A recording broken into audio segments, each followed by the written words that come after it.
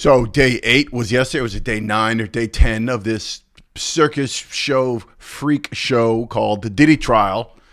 Yesterday was Wednesday, the 21st. Today's May 22nd, Thursday, and I believe this is day 9 of the Diddy trial. Time to talk. But let's talk. Let's just get right to it. Let's talk reality right now. So far what I'm seeing, and I want to quote another YouTuber or commentator that I saw on the subject, and he used the word that we are freak shaming is really what this whole thing is about, right? We every single time. Let me back up. Let's back up. Let's do it the right way. Let's quickly recap yesterday's exciting news in the Diddy racketeering sex trafficking trial. I gotta emphasize that certain amount of sarcasm there probably you picked up on, because I just don't see a sex trafficking / racketeering case going on here. So we had the one of the more interesting parts. What was it? On Tuesday, we had the Punisher come in and promote his book, In Search of Freezer Meat. Because what's harder than that? His book on ED, or chronicling his past experiences with doing things and blah, blah, blah, whatever. And anyway, there was that. And no one can seem to understand what the point of this guy's testimony was and what he was really supposed to do. I mean, he came in and talked about, banging out Cassie, and Diddy watching and doing that. So whatever, we knew this already. Now today we've got Kid Cudi supposedly coming in, and Cudi's going to testify and talk about the whole incident where he was messing with Cassie when she was on the rebound doing her thing, going back and forth between men, as we've so elegantly pointed out a few times now in this podcast, and as she pointed out herself in her own testimony.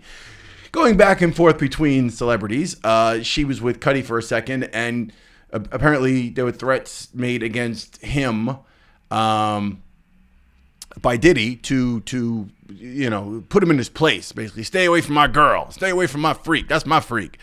And he allegedly blew up Kid Cudi's car. Now, I still don't know what the police report or what the evidence is pointing to that right now. It's Cudi saying that the threat was made, and Cassie also testifying about that threat. So Cudi will talk about that today. We'll see what happens as far as that goes. We also had a doctor, a forensic psychologist come on, Dawn Hughes.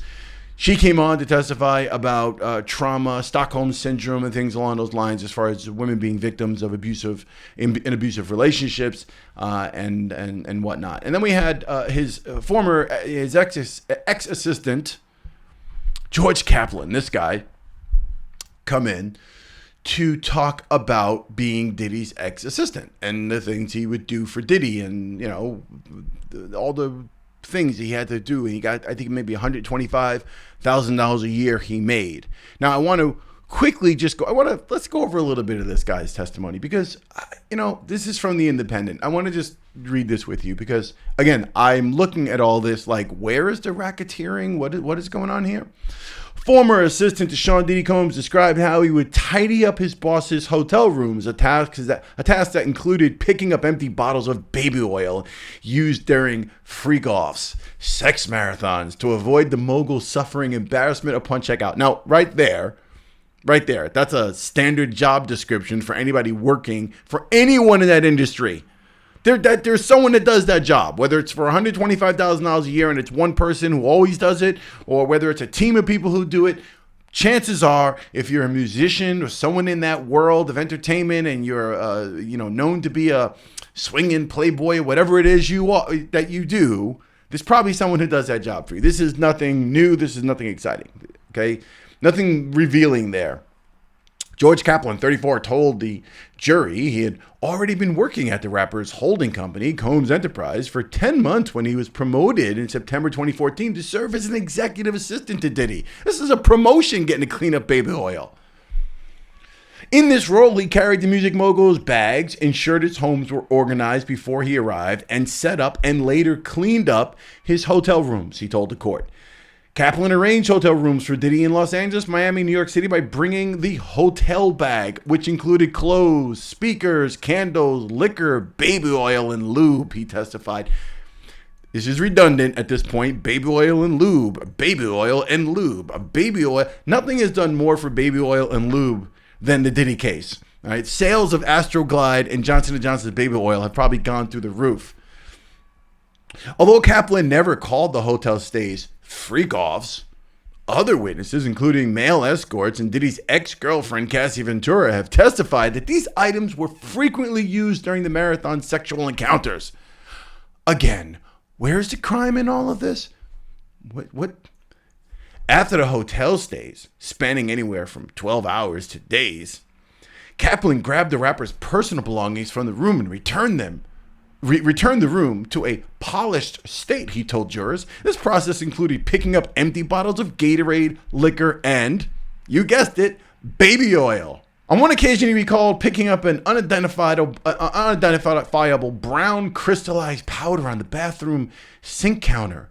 Kaplan testified it was implied the task was meant to protect Mr. Combs because hotels at the time would sell videos and images of celebrities to embarrass them, Kaplan told the court. The former assistant took the stand on Wednesday during the second blah, blah, blah, blah, whatever, blah, blah, accused of sex trafficking, transportation to engage in prostitution, and racketeering conspiracy, none of which has anything to do with this guy's testimony. I don't understand it. Kaplan's evidence was part of the day packed with an eye-opening testimony.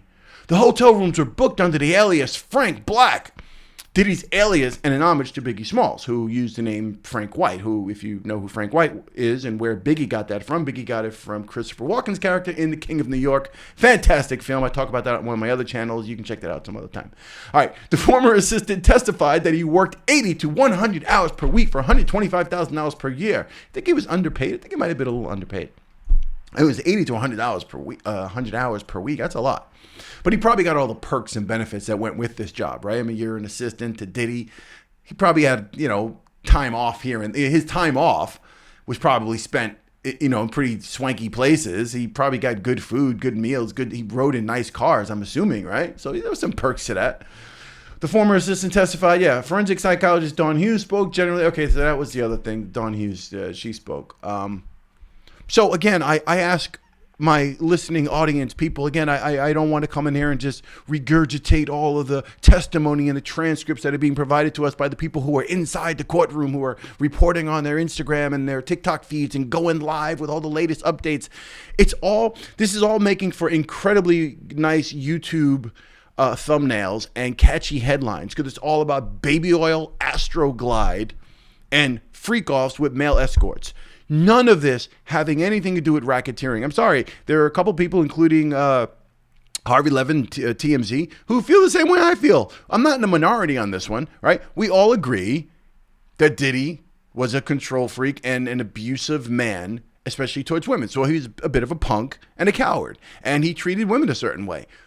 We want to take him down for that? Let's take him down for that. He's already paid $20 million to Cassie. She got her civil suit. She got her payday.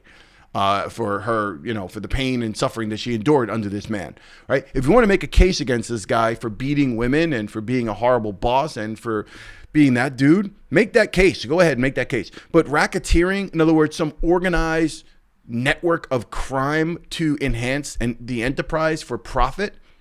This is a guy who liked baby oil, tryst, and stuff. Like he was a freak. And what are we doing? We're making a spectacle out of the whole thing, this whole trial so far. And it's only been, 2 weeks, whatever it's been. It's supposed to be an 8-week trial or whatever the time is left here. And people are making the case that, hey, chill out.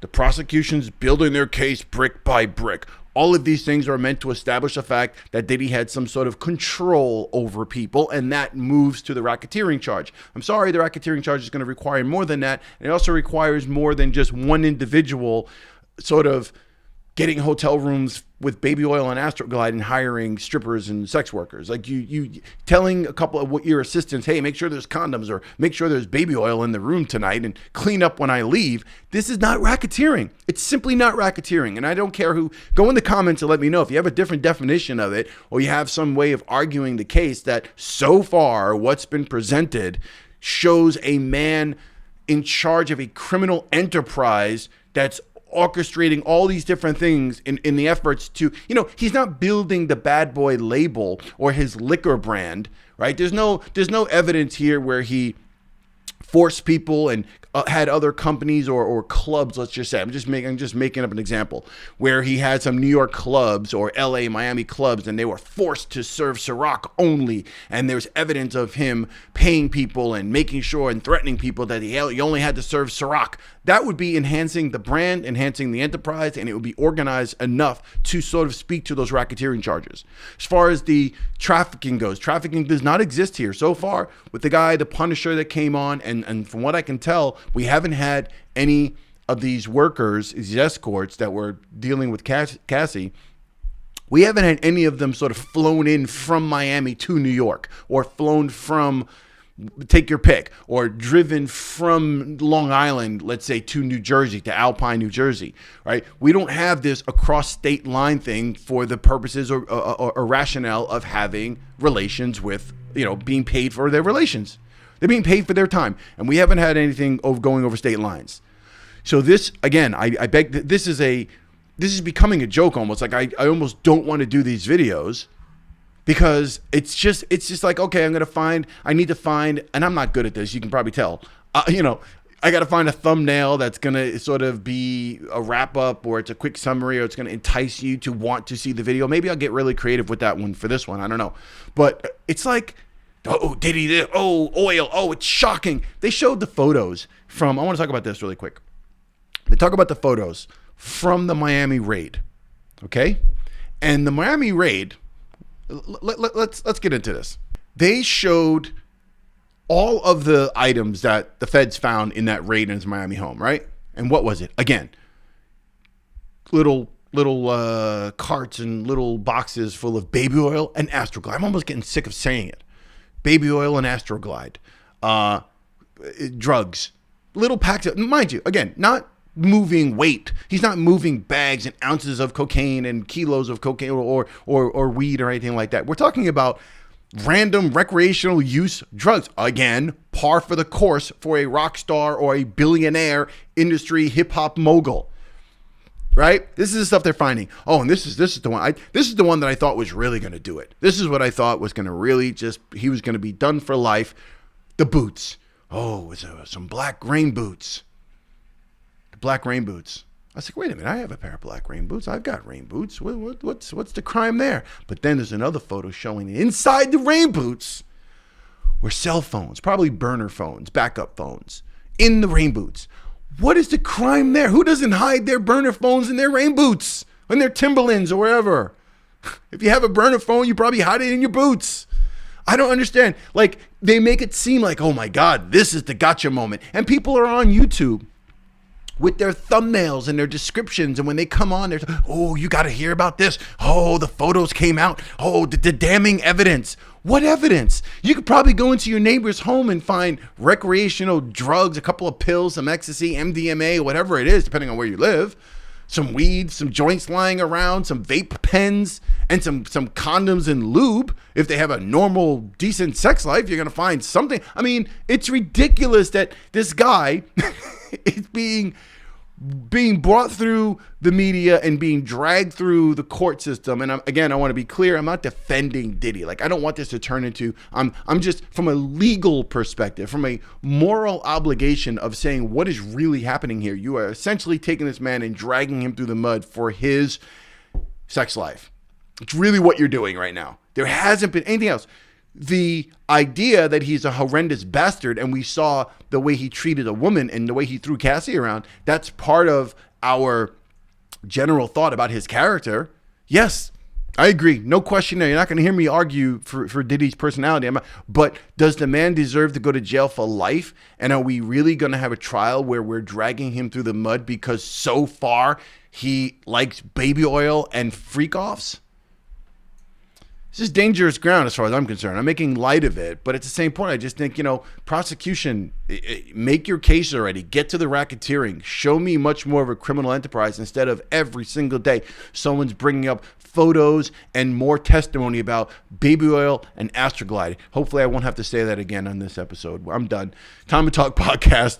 Subscribe if you haven't subscribed yet. I really appreciate that. Building the channel, continuing. I took a break for a little while. I was doing a lot of politics and stuff on this channel, and that just got overwhelming. overwhelming, but now we're in the Diddy stuff, and maybe this is becoming overwhelming. All right, let me know in the comments below what you think about what's going on here. Do you agree with me that this is sort of freak shaming at this particular point? Let me know. Like the video. If you don't click the like thing, it doesn't really, make a difference. You got to hit like, and I really appreciate that because it helps the algorithm in the background. And all the people who run YouTube, they help this video get pushed out so more people can see it. I will see you on the next Time to Talk. Peace.